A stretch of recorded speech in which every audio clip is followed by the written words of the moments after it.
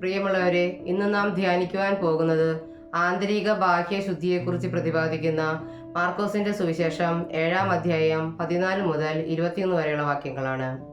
ബാഹ്യമായ അനുഷ്ഠാനങ്ങളിലും ശുദ്ധിയിലും ശ്രദ്ധിക്കുന്നത് കൊണ്ട് മാത്രം മനുഷ്യൻ പരിശുദ്ധനാകുന്നില്ല.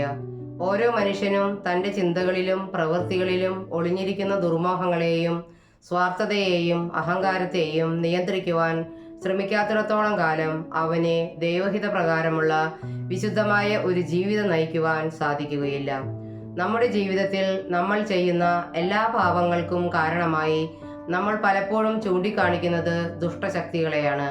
എന്നാൽ പലപ്പോഴും നമ്മൾ മറക്കുന്ന കാര്യം, നമുക്ക് പാപം ചെയ്യുവാൻ ആവശ്യമായ സാഹചര്യങ്ങൾ ഒരുക്കി തരാനല്ലാതെ നമ്മെക്കൊണ്ട് പാപം ചെയ്യിക്കുവാൻ ഈ ദുഷ്ടശക്തികൾക്ക് സാധിക്കുകയില്ല എന്നതാണ്.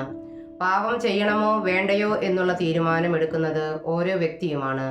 നന്മയെയും തിന്മയെയും വേർതിരിച്ചറിഞ്ഞ് ഇഷ്ടമുള്ളത് തിരഞ്ഞെടുക്കുവാനുള്ള കൃപയും സ്വാതന്ത്ര്യവും ദൈവം നമുക്കെല്ലാവർക്കും നൽകിയിട്ടുണ്ട്.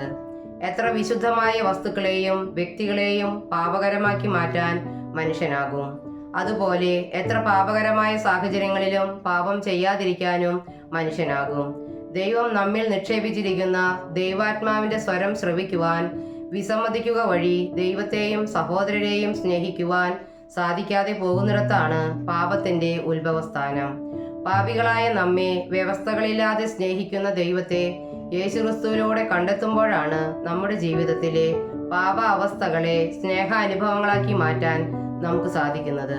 വിശുദ്ധിയുടെ വിളനിലമായ കർത്താവിന്റെ തിരുഹൃദയമേ, അവിടുത്തെ കൃപകളാൽ നിറച്ച് എൻ്റെ ഹൃദയം അങ്ങേ ഹൃദയത്തിന് അനുരൂപമാക്കി മാറ്റണമേ. ആമേൻ.